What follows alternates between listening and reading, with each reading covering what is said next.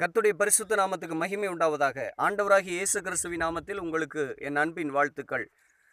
34வது சங்கீதம் 19வது வசனத்தில் இப்படி எழுதப்பட்டிருக்கிறது: நீதிமானுக்கு வரும் துன்பங்கள் அநேகமாயிருக்கும், கர்த்தர் அவைகள் எல்லாவற்றிலும் நின்று அவனை விடுவிப்பார். பிரியமானவர்களே, நீதிமானுக்கு வரும் துன்பங்கள் அநேகமாயிருக்கும். இந்த வாக்கியத்தை பார்த்த உடனே, அப்படியானால் நீதிமானாய் வாழ்வதே வீண்தானா? கெட்டவர்களாய் வாழ்கிறவர்கள் அநேகம் பேர் நன்றாகத்தானே இருக்கிறார்கள். ஆனால் நீதிமானாய் வாழக்கூடியவர்களுக்கு அநேக துன்பங்கள் வரும் என்று எழுதப்பட்டிருக்கிறதே என்று சொல்லி நாம் ஒருவேளை யோசிக்கலாம். ஆனால் ஒன்று புரிந்து கொள்ள வேண்டும், நீதிமானுக்கு வரும் துன்பங்கள் அநேகமாய் இருக்கும், ஆனாலும் கர்த்தர் அவைகள் எல்லாவற்றிலும் நின்று அவனை விடுவிப்பார் என்று எழுதப்பட்டிருக்கிறது. அங்கே அந்த நீதிமான்கள் துன்பப்படக்கூடியவர்கள் தனித்து இல்லை, அவர்களை விடுவிக்கக்கூடிய ஒரு தேவனோடு அவர்கள் இருக்கிறார்கள் என்பதை அறிந்து கொள்ள வேண்டும்.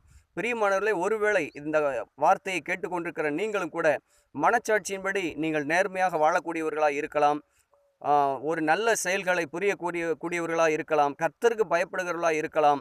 ஆனாலும் உங்கள் வாழ்க்கையில் நீங்கள் கஷ்டத்தை மிகுதியாய் சந்தித்து வருவீர்களானால் ஒன்று புரிந்து கொள்ளுங்கள், நீங்கள் தனித்தவர்கள் அல்ல. உங்களை விடுவிக்கக்கூடிய தேவனாகிய கர்த்தர் உங்கள் பட்சத்தில் இருக்கிறார்.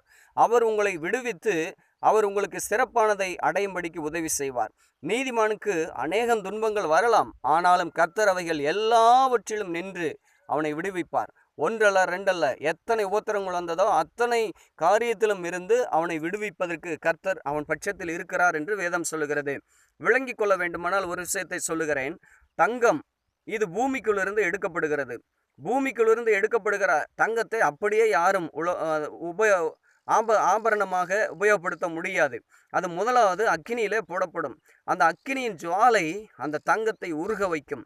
அது உருகும் போதுதான் அதில் ஒட்டி இருக்கக்கூடிய கசடுகள், கழிவுகள், உலோகங்கள் எல்லாம் அதை விட்டு அகல ஆரம்பிக்கும். அக்கினியினுடைய ஜுவாலை இன்னும் அதிகமாக்கப்பட அந்த தங்கமானது சுத்த தங்கமாக மாறிக்கொண்டே இருக்கும்.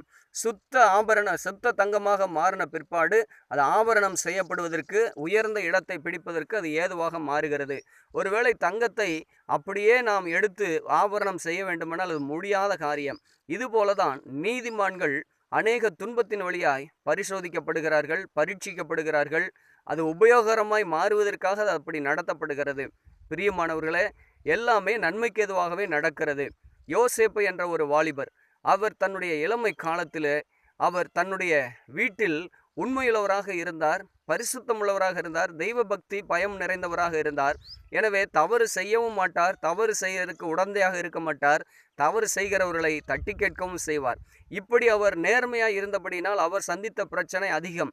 சொந்த சகோதரர்களே அந்த யோசேப்பை குழியில தள்ளிவிட்டார்கள். குழி என்றால் சிறிய குழி அல்ல, தண்ணீர் இல்லாத கிணறு. அப்படி ஒரு இடத்துக்குள்ளே அவன் சாகட்டும் என்று சொல்லி அவனை தள்ளிவிட்டார்கள். பாருங்கள், நேர்மையாக இருக்கிறவர்களுக்கு இப்படித்தான் நடக்கும். ஆனாலும் கர்த்தர் அந்த குழியிலிருந்து அவன் வெளியேற பண்ணினார்.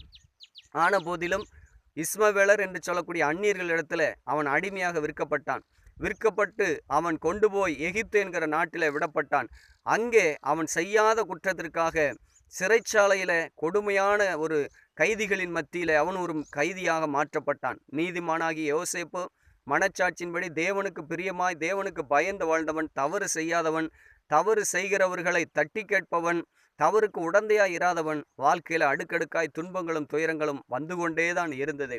ஆன போதிலும் கர்த்தர் அவனை எல்லா உபத்திரவங்களுக்கும் நீங்களாக்கி, அவன் துன்பங்களுக்கெல்லாம் நீங்களாக்கி விடுவித்து அந்த தேசத்துக்கே ஒரு பெரிய பிரதான மந்திரியாக உயர்த்தி விட்டார். பாருங்கள், அவனுக்கு நடைபெற்ற துன்பங்கள் அனைத்தும் அவனை உருமாற்றி ஒரு சுத்தமான ஒரு ஆபரண தங்கத்தை போல மாற்றிவிட்டது. இறுதியில் அவன் சிம்மாசனத்தில் இடம் பிடித்தான். அதுபோலதான் நம்முடைய வாழ்க்கையிலும் தேவனுக்கு பயந்து வாழக்கூடிய நம்முடைய வாழ்க்கையிலும் ஏதாயிலும் துன்ப துயரங்கள் நேரிட்டால் அது நன்மைக்கு எதுவாக இருக்கும். நிச்சயமாக நமக்கு ஒரு மேன்மை உண்டாகும். எனவே நீதிமானுக்கு வரும் துன்பங்கள் அநேகமாயிருந்தாலும் கர்த்தர் விடுவித்து மேன்மையான இடத்தில் வைக்க அவர் உண்மையுள்ளவராய் இருக்கிறார். அந்த விசுவாசத்தோடு தொடர்ந்து எந்த பாடுகள் வந்தாலும் பயங்கொள்ளாமல் தைரியமாக அவைகளை சந்திப்போம். அதில் ஜெயிக்கிறதுக்கு கர்த்தர் உதவி செய்வார். நிச்சயம் ஒரு மேன்மை உங்களுக்கு உண்டாகும். நீங்கள் ஆசீர்வதிக்கப்பட்டவர்கள். கர்த்தர் உங்களை ஆசீர்வதிப்பாராக. ஆமேன்.